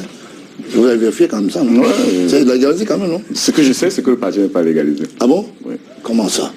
Vous dites quelque chose de grave, ça. Bon, c'est clair que j'ai vérifié ce soir, on m'a confirmé que votre parti est légalisé. Ah bon? Depuis le mois d'avril 2013. Ça, c'est légalisé? J'ai eu l'information de la chef service des partis politiques. Ah d'accord. Dites alors à ceux-là de ne plus dire que ce n'est pas légalisé. Bon, monsieur Bonla. Ouais. Vous avez parlé d'un parti républicain. Bon, depuis un certain temps, il y a une crise qui sévit au Cameroun, la crise anglophone. Ouais. Qu'est-ce que votre parti a fait pour qu'on puisse sortir de cette petite crise? Je veux d'abord vous dire qu'il n'y a pas de crise anglophone. Il n'y aura pas de crise francophone. Cessez de nous haranguer, c'est de nous rabâcher des oreilles avec des choses qui n'ont même pas de sens. Parlons de la crise qui se vit dans les régions du Nord-Ouest. Je voulais bien dire, la même crise est chez moi, ici, chez ma maman, ici en Dôme. Et les problèmes d'eau, on les a. C'est courant. Bon, maintenant, si vous estimez qu'il y a une crise, ce sont nos frères là-bas. Il y a une crise fondée sur le positionnement politique. Et quand cette crise, elle a commencé par le Nord. Il y a le chef de mission des tracts. Il fabrique souvent les tracts. On ne donne pas les noms, vous m'avez dit. Bon, lui, son travail, c'est de fabriquer les tracts. Il a commencé par le Nord, il y a eu des enlèvements. Après, il a voulu se substituer du côté de l'Est. Très vite, le ministre DGSN l'a rappelé à l'ordre, parce qu'il est aux affaires, on ne va pas donner son nom. Voilà. Et ça a couru que maintenant, le pôle de foyer, les foyers d'hostilité qu'il a engrangé avec un certain officier très élevé, qui, bon, je ne voulais pas prononcer son nom encore, voilà. Ils se sont arrangés de nous créer une fausse libellule qu'on appelle la crise anglophone. Et celui-là est venu pendant qu'il est en train de rejoindre un de ses parrains qui est du côté, c'est un monsieur qui a détourné une maison du côté de Mélène. On va être anecdotique, vous comprenez. Il était à l'époque secrétaire général, il officie maintenant au parc. On s'est compris. Voilà, ok. Donc c'est un peu ça. Pendant qu'on l'a mis déjà, il est sous la sellette et sous la rampe pour rejoindre, il appelle son village dans un ministère public. Je suis sûr que même vous n'étiez pas d'accord. Et il habille les gars avec les habits du quartier Mélène, parce qu'on vend ses habits. Quand vous allez vers Mélène, là, après, en allant vers l'université, là, il dit que c'est les fonds. Moi, je me suis posé des questions. Et je me suis interrogé. Après, il nous a pompé un communiqué pour instruire strictement les collaborateurs du chef de l'État. Un gouverneur ignore qu'un message porté doit être destiné dans un ministère. Est-ce que c'est aujourd'hui qu'on fait les messages portés? On rappelle quoi? C'est de la frustration. Et quand je suis une télévision qui est du côté de Garantie Express, qui en fait une armoirie, oui, il travaille trop bien, on se pose des questions. Les appétits sont les mêmes, mais les dividendes ne sont pas les mêmes. Bon, monsieur Banla, je sais vraiment pas... Vous avez fini? Pas encore. D'accord, allez-y. Bon, j'ai devant moi le code électoral, cette loi 2012-001 du 19 avril 2012 portant code électoral qui a été modifié. Que pensez-vous de ce code électoral? Le code électoral, que cette loi permet d'organiser les élections le code électoral transparentes dans notre pays? Je vous dis, le code électoral peut avoir des vices, des espaces vides, ce que je vais appeler des vides juridiques. C'est à nous de dire non. Vous avez compris? Moi, en tant qu'entité politique, je suis prêt à dire je ne suis pas d'accord avec ceci. Parce que ça ne rime pas avec les textes et le respect de la République. Quoi précisément? D'accord. C'est lui qui connaît, il n'a qu'à énoncer. Si moi je trouve un problème, je le dénonce et puis je dis au chef de l'État, je ne suis pas d'accord. D'accord? Vous soulevez les exceptions. Moi, je veux aller de tout bord avec vous. Mais si c'est vous qui avez le livre, vous le lisez, vous connaissez le contenu et vous me demandez de parler. Je vous ai demandé, qu'est-ce que vous pensez de ce code? Est-ce qu'il permet d'organiser des élections libres et transparentes? Dites-moi là où c'est erroné. Quelles sont les lois qui ne vous arrangent pas? Quels sont les textes? C'est de ça qu'il s'agit. Le code électoral, vous nous allez à quel niveau? Vous ne pouvez pas venir dire, vous brandissez le livre, est-ce que ça arrange les gens? Tout le monde dira, ça n'arrange personne. Personne. La composition des commissions mixtes départementales, la société civile par exemple, estime que vous l'aidez déjà là. Je suis le modérateur. D'accord, ok. Jusqu'au bout de ce programme. La composition des commissions mixtes départementales pour le recensement des votes, on estime qu'il y a une interférence des magistrats, des fonctionnaires de la justice dans ces commissions et que les CAMET dessaisit de son pouvoir juste après le comptage des résultats. Oui, je vais vous dire quelque chose. Chaque loi obéit à une règle et chaque maître contrôle son milieu. Chaque structuration sociétale obéit à ce qu'on appelle une certaine orthodoxie. Si vous avez les oreilles, vous comprenez. Si vous n'avez pas les oreilles, vous fermez. Parce que vous ne pouvez pas me dire que le président de la République, chef de l'État, est aux affaires. Il demande aux gens de faire ce qu'on appelle compiler la demande en ce qui concerne l'aura électorale et les fondements de la législature. Et que quelqu'un s'autorise parce qu'on lui a donné ce travail, il taille les textes en fonction de ce que lui, ça l'arrange. Il sait que quand ça va arriver dans sa région, ça va lui permettre d'être député. Et vous dites non, c'est l'autre qui est en haut, qui a ordonné le travail. Est-ce que c'est Paul Biya qui s'est fondé pour créer la société civile estime aussi qu'il faut prendre en charge financièrement les représentants des partis politiques. Ouais. Il faut être sûr que tous les partis politiques seraient représentés dans le bureau de vote et non que ce seraient les partis les plus riches qui auront des représentants. Est-ce que le RDPC, tous les jours, le premier magistrat les demande d'aller se répondre là-bas en justice? Est-ce qu'ils sont riches? Une dernière question sur le code électoral. Peut-être les élections à 2 tours. Bon, là, les élections à 2 tours, pour le moment, au Cameroun, peut être élu président de la République. Je suis en train de me battre. Député sans avoir je suis en train de me battre aujourd'hui en tant que président du parti pour qu'il y ait ce qu'on appelle un débat d'échange. Qu'on cesse de nous amener dans les urnes les mains attachées. Hein? Qu'on ne dise pas que oui, bon, comme c'est comme ça, allez voter, moi je suis pas prêt pour ça. Bon, il faut qu'il y ait un débat d'échange d'idées et que chacun vienne soutenir son projet de société au moins. Nous ne pouvons pas rester toujours tapis dans l'homme dit à gauche, non, c'est pas de ça qu'il s'agit. Et je vais vous dire quelque chose que vous ne savez pas.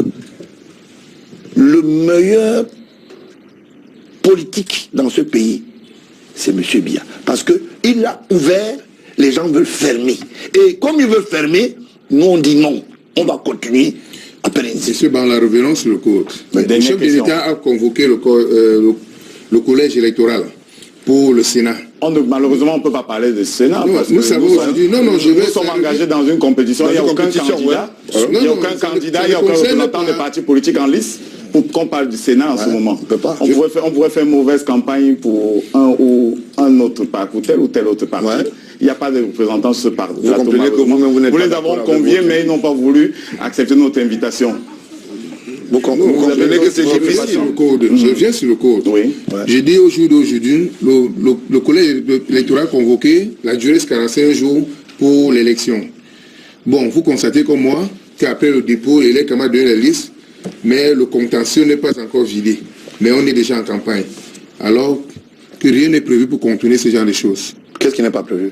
Et je vous dis, le contentieux n'est pas vidé. Le contentieux préélectoral avant mais certains partis sont déjà en campagne. C'est le support juridique, d'accord? Ça, c'est le support juridique de l'élément, disons, électif. Si vous trouvez qu'il y a une difficulté, soulevez. Mais tous les gens soulèvent. Qu'est-ce qui a été fait? Mais c'est bien fait. Vous avez un parti, est-ce qu'on vous a arrêté? On vous a interdit de parler? Vous parlez notamment, vous êtes tranquille. Merci Ernest Peko. Je signale que vous êtes le président du BRIC qui a présenté la candidature d'Esther Dan à la présidentielle de 2011 et vous estimez avoir eu un classement honorable. 11e sur 23. Merci d'être passé par ici. Nous allons poursuivre l'arène avec vous. Jean-Gilbert Banla, nous allons donc faire dans ce zapping de l'actualité. Ernest Peko a soulevé la participation de vos militants au défilé du 20 mai.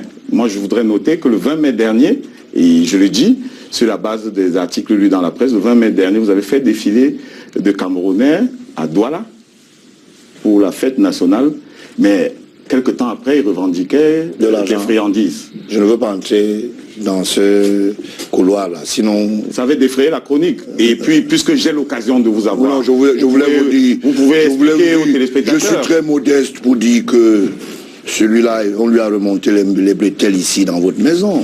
Vous savez, il y a des croquignoles dans toutes les maisons. Non, je l'ai lu ailleurs. Non, moi je vous dis que ça a été fait sur vous, à travers vos médias. Et je veux vous dire, il y a eu un suivi. Je suis descendu pour préparer le défilé, comme toute la presse, parmi laquelle Canal 2. Et on a indiqué quelqu'un. Je ne donne pas son nom parce que... Alors, est-ce que vous trouvez éthique, j'estime qu'il y a de l'éthique en politique quand même, vous trouvez éthique qu'on donne des sucreries des jeunes gens pour défiler sous la bannière d'un parti politique? C'est le seul parti politique, je vous rappelle, très jeune qui avait les pagnes, on donnait même des ticots gratuitement, et je vous rappelle qu'il y avait des ambulances de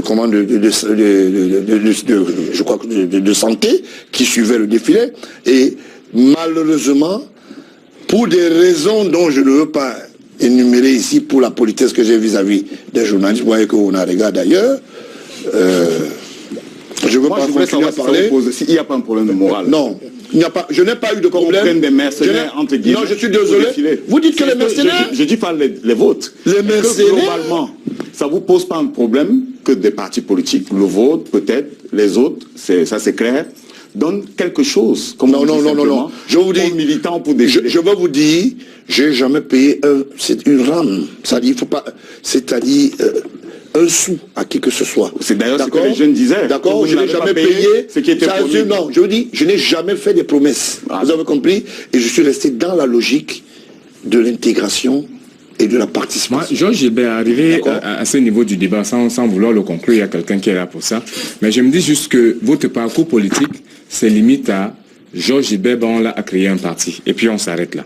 Parce qu'après, vous êtes essayé dans les affaires auparavant. Apparemment, ça n'a pas bien marché. Maintenant que ça commence à marcher un peu, vous avez été patron de presse. La presse, elle a fermé. Vous avez fermé le démenti, la radio. Vous en avez fait le constat ici. Vous en avez fait le constat vous-même. Maintenant que vous réussissez vous savez ce qui m'amuse dans les affaires par rapport à vos passes-droits, ça vous profite qu'à vous-même. Parce que pour vous, même votre famille nucléaire n'en bénéficie pas. Laissez-moi aller jusqu'au bout. Je ne suis pas venu faire un débat de personne, moi. Mais depuis que je suis avec vous, je vous sens lancer des pics. Je ne suis pas là pour défendre le patron du groupe simple anecdote. Non, on ne parle pas de lui. Oui, on ne parlera même pas de lui. Mais je voudrais juste dire que est-ce que vous en voulez à certaines personnes de façon particulière dans votre parcours? Est-ce que vous avez des raisons d'être jaloux du parcours de certaines personnes? De qui? De ceux qui ont réussi peut-être dans la presse mieux que vous. Quelques presses. Par rapport à celui que vous citez tout le temps lorsque vous parlez d'en face de garantie. Est-ce qu'Aman Mana a un média à Pretoria? Vous savez combien coûte le loyer? Ça ne profite à aucun Camerounais. Si c'est même ici, je ne vous donne pas, je ne vous indique pas. Puisque vous voulez que je dise, je ne dis rien. Il faut le dire, monsieur Banla. On sait très bien. À quoi profite votre prospérité et à qui elle profite? Je ne dis rien. Georges Gilbert. Je ne dis rien. Pour que demain vous allez faire des problèmes, je ne dis rien. Georges Gilbert. Quel est votre objectif, votre ambition en politique, c'est laquelle? Puisque vous défendez le chef de l'État clairement, c'est votre père. Ouais. Pourquoi avoir créé ce parti politique? C'est un démembrement du RDPC qui ne dit pas son nom. Votre ambition est laquelle? Mon ambition, c'est de participer comme tous les Camerounais à travers ce consortium politique pour que nous puissions apporter le développement, que nous puissions intégrer la rationalité en ce qui concerne la vie économique, sociale. Est-ce que vous aspirez au pouvoir, Georges Gilbert? J'y serai dans bientôt. De quelle manière? Puisque politiquement, on ne sent pas votre parti véritablement se déployer. Le jour où je serai là, vous et monsieur Tongue, vous venez applaudir, à la place du verre. Les journalistes n'applaudissent pas, malheureusement. Je vais vous dire quelque chose, c'est comme vous ne savez pas, et je vais vous donner ça comme information. C'est ce que les politiques ne vous disent pas, et les vrais. Vous comprenez? Parce qu'il y a des gens qui font des marionnettes. Les indicateurs d'une vie politique dans une société obéissent à une règle. Et quand vous n'y êtes pas, vous ne pouvez pas y accéder. Et moi, j'y suis. Vous croyez que vous êtes présent dans la scène politique camerounaise, monsieur Bangola, objectivement? J'ai bien compris. J'ai dit les indicateurs. Maintenant, je vous l'ai dit, ces indicateurs peuvent être sur le plan international. Ça peut être sur le plan national. Et vous voyez que je suis indiqué. Qui est derrière vous, monsieur Bangola? Qui est derrière vous? C'est la question qu'on pose généralement. Mais c'est de ça qu'il s'agit. Quand je vais y accéder, vous saurez qui est derrière moi. Alors, Georges Gilbert, peut-être pour terminer, quels sont les rapports que vous entretenez avec ceux qui sont considérés comme les fils du président? De quel rapport? Bonivan, oui. Et les autres. Madame Vogo-Plus-Chéri, qui sont les neveux, le sang du président. Quel rapport vous entretenez avec cela? Il se dit qu'ils vous ont exclu, qu'ils ont dit qu'ils... Vraiment, vous dites des choses graves. C'est à vous de démentir si c'est faux. Vous dites des choses. Quand vous dites Madame Vogo, dites ma jolie. Dites-nous alors. Hein? Dites-nous quels sont les rapports que vous entretenez. Boni, c'est un petit frère. Je vous dis qu'on se porte au mieux et on est tranquille. Maintenant que je suis venu balayer et qu'on a reconnu que d'autres ont les parents à Rumanguier, d'autres ont les parents à Zouangué, ça gêne un peu Tongue comme ça, monsieur Tongue, je m'excuse. Il n'y a aucun problème. Je suis africain, donc j'assume totalement mon nom. Ça, et qu'on connaît maintenant la vraie identité des autres, qui étaient des pots de miel pour des prédateurs qui ont décampé. En ce moment, d'autres sont dans les petites officines du côté de l'Europe. Quelle est votre base pour vous prévaloir de votre vraie identité? Ah bon? Oui. Mais quelqu'un parle à la télé, mais voilà, je rentre chez moi, Paul Bian en train de me regarder, vous allez faire... On a bien compris. Tout à l'heure, vous avez voulu qu'on dise... terrible. Tout à l'heure, vous avez dit, vous avez souhaité qu'on dise monsieur Paul Bian, qu'on dise monsieur ADN. Vous n'allez pas briser la règle. Mon père applaudit les comptants, il sait qu'il a un enfant qui est solide et qui combat pour les Camerounais. C'est ça qu'il s'agit, j'ai payé. On m'a tapé sur les doigts, monsieur. Pas forcément celui dont vous parlez de lui. Georges Gilbert, pardon? La dernière fois que vous êtes vu, c'était remonte à quand? C'était, je vous dis, le jour où je chassais celui-là qui habite, qui a un parent à lui manquer. C'était, attends, qui peut me rappeler parmi vous là? Non, je ne peux pas parler de ça ici. C'était pendant le deuil de maman Rosette. Vous avez été empêché. Laissez-moi parler, vraiment, je vous donne l'information, vous ne voulez plus. Mais vous avez donné la réponse. Je vous dis que pendant j'étais en train de chasser quelqu'un qui part à Rumanguier, chez son père. C'était donc à Vomeka, pendant le deuil de maman Rosette. Moi, j'ai couvert les obsèques. Vous avez couvert les obsèques. Vous étiez je ne me souviens pas vous avoir vu. Ah bon, hein? Ça commence à... Encore moins à la Moi, j'ai couvert les obsèques. Vous savez ce pour le messager à cette époque. Vous savez ce que vous dites pour le messager à cette époque. Vous dites des choses graves. Je ne me souviens pas vous avoir vu. Peut-être que vous étiez là, mais je vous dis, est-ce que vous avez dit le talon? Il s'est dit que lors de ces obsèques, vous avez été chassé par les... Oui, comme vous avez suivi dans la radio Trottoir. Ce n'est pas exact? C'est exact. Vous pensez que vous allez changer. Mais dites-nous, Nous sommes ensemble. Moi, je vous encourage dans votre conquête du pouvoir, même si vous ne maîtrisez pas le cause électoral qui va vous conduire au pouvoir, mais c'est déjà bien quand même de vous dire que vous avez un parti politique. On ne met personne en prison parce qu'il s'est fait un rêve dans sa tête. Non, c'est pas un rêve. Parce que là, vous ne maîtrisez même pas les enjeux politiques. Je vous dis, je suis en train de vous dire, je vous parle comme un initié. Parce que vous. C'est pas l'initiation qui va conduire le Cameroun, M. Bangola. C'est l'initiation qui gère le monde. Regardez-moi droit dans les yeux. C'est fini le Cameroun des réseaux. C'est fini le Cameroun initiatique? Non, pas du tout. Réseau, oui. Parce que le Cameroun initiatique, il demeure depuis des millénaires. Et on a trouvé cela comme ça, on va continuer. Maintenant, si les gens viennent avec des réseaux, ça n'a rien à voir. Je vous ai dit, ça veut dire que ça ne servira à rien d'aller jeter son bulletin dans ce qui peut. Si le président de la République est là, ça ne servira à rien d'aller jeter son bulletin dans je vous donne cette information. Si le président Biya est là, c'est parce qu'il est soutenu. C'est pas parce qu'il est trop beau. Par les réseaux initiatiques. Vous avez compris? Ou par l'initiation. Changer le monde. C'est pas le vote des Camerounais qui compte alors pour changer le monde comme vous connaissez beaucoup. Depuis là, je vous dis, lui, je parle à la télé, je vous ai dit que c'est parce qu'il est soutenu. Moi, je parle pas de lui, je parle de vous. Je vous donne des exemples, puisque quelqu'un est là aux affaires. Le président de la République est là parce qu'il est soutenu. Et quand sera-t-il vous êtes soutenu? Je suis dans la rame. Merci, merci, on vous a entendu. Il y a une question de téléspectateurs tombée sur notre page Facebook, Georges Belban. Alors vous répondrez si vous voulez, vraiment, mais je vous pose la question parce que je vous fais confiance. Le téléspectateur veut savoir si, en tant que quelqu'un qui a appartenu au monde du pétrole ou qui a travaillé dans le pétrole, vous pouvez, pour la gouverne des téléspectateurs, indiquer la formule chimique du pétrole. C'est quoi cette histoire-là? Vraiment, ces gens, ils sont bizarres. Hein? Vous êtes libre, ce n'est pas une colle. Non, ce n'est pas une colle. Je voulais simplement vous dire que c'est malheureux quand les gens posent des questions. Et nous, on s'évertue. Sur un média sérieux comme le vôtre, j'ai fait des définitions. Et je suis le seul Camerounais qui a eu le courage de parler de la gangrène du pétrole. Quelqu'un dit, dites le H02, le quoi, ça m'apporte quoi? C'est quoi cette histoire? Je suis venu apprendre à parler. Non, je vous ai indiqué que c'était... Voilà, des gens qui ne comprennent rien. Merci Georges Belban. Là, nous avons discuté pendant 1h30. Nous avons invité un de nos collègues. C'est terminé. Nous avons fait 90 minutes.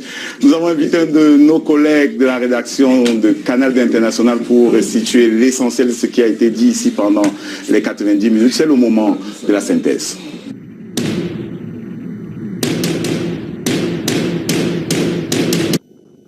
Alain Justin Kanga, bonsoir. Bonsoir Rodrigue et bonsoir à tous. Et bienvenue dans l'arène. Merci. On vous écoute pour la synthèse. Alors je vais essayer comme d'habitude de faire très court. Georges Gilbert Bangola, bonsoir. Bonsoir. Vous êtes éditeur de presse et président du Parti républicain. Je ne suis pas éditeur de presse. Ok. Sur votre filiation, vous n'avez jamais été caché comme étant le fils du chef de l'État. Vous avez été informé très tôt par votre feu maman sur celui qui est votre géniteur. Vous habitez dans une maison qui vous coûte 2,5 millions de francs CFA par mois. C'est pas la seule. À ce que vous réagirez à la fin. Vous ne faites pas la presse de l'aventure, il n'y a pas de presse au Cameroun, raison pour laquelle vous avez quitté le milieu. Pour vous, il y a des entreprises et des entrepôts. Alors, vous ne souffrez pas d'ailleurs, vous êtes le président d'ADS, un fournisseur d'armes. Votre femme maman était l'assistante de feu Jeanne-Irène Biya. Votre maman malade pendant 7 ans a été prise en charge à l'hôpital général par Paul Biya à hauteur de 300 millions de francs CFA. Ouais. Sur le cas de Navitrans, vous avez fait signer tous les documents d'autorisation de licence et pour vous, il n'y a aucun mal à jouer les facilitateurs. Le parti républicain est implanté dans toutes les régions du pays. Le siège du parti est à Yaoundé. Votre parti était présent au défilé en mai 2013. Pour vous, il n'y a pas de crise anglophone. Sur le code électoral, en tant que président du parti, vous bataillez en ce moment pour qu'il y ait un débat d'échange d'idées où chacun présente et défend son projet. Et d'ailleurs, vous serez bientôt au pouvoir. Sur le cas de vos préférences à présent, vous aimez les bijoux, et d'ailleurs vous avez une montre de 30 millions de francs CFA. Je me balade avec. Vous vous déplacez avec 6 véhicules et 12 gardes, et d'ailleurs pour arriver ici à Canal 2, vous en avez ajouté 6. Ouais. Vous aimez les bretelles qui vous rappellent Elvis Presley. Vous avez 4 femmes. Donc, 2 femmes noires. Pour le moment, il y a une 5e là. 2 blanches et selon... et vous êtes le seul à pouvoir le faire. Et d'ailleurs, vous pensez à en prendre une 5e. Vous avez 7 enfants. Pistaches, légumes, yandon, dolès sont vos préférences en matière de gastronomie. Et sur 24 heures, vous faites 18 heures de travail. Vous êtes vantard, mais pas colérique. Vous êtes très câlin et quand vous avez 30 minutes, vous faites ce que vous appelez un dosage de 15 minutes. La seule chose qu'on n'a pas posée comme question, c'est quel est le courant d'air et l'entretien que je peux avoir avec la première dame, qui est ma jeune mère. Et quel entretien nous avons. Peut-être ce sera le menu d'une autre émission sur Canal 2. Nous aurons plusieurs tranches d'antenne. Donc c'est un peu ça. On aura certainement l'occasion de revenir sur ces sujets, mais le temps qui était imparti à cette émission. Vraiment, je suis venu avec des trucs, mais je n'ai rien dit. J'entends des documents. C'est vous qui avez parlé pendant 90 minutes. En tout cas, merci Georges-Gilbert Banhola. Je crois que la synthèse de... Non, la synthèse est bonne, elle est même pudique, et puis je le trouve très très poli. Quand j'essaie aux affaires, je le solliciterai. C'est bien enregistré. Bien heureux, Alain Gisèle Kanga. Merci Maître Ona d'avoir accepté notre invitation. Merci à toi Rodrigue de m'avoir convié à cet échange avec Georges-Gilbert Banhola. Nous savions que ça allait être un peu compliqué. Oui, ça n'a pas été trop compliqué parce que c'est vrai, Georges-Gilbert, heureusement, Rodrigue, vous avez empêché qu'il y ait des noms sortent de façon catastrophique ici pour qu'on soit appelé à répondre sur des histoires un peu compliquées.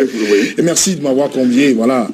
Merci à tous. C'était un plaisir de vous recevoir, Georges Parfait-Oundi. Merci d'avoir été là. Merci Rodrigue. Il faut dire que j'ai pas vu le temps passer. Ça allait tellement vite. Et puis j'avais encore tellement de questions à lui poser. Je voulais le rassurer. Dites à votre patron qu'il demeure mon fils et il est chic.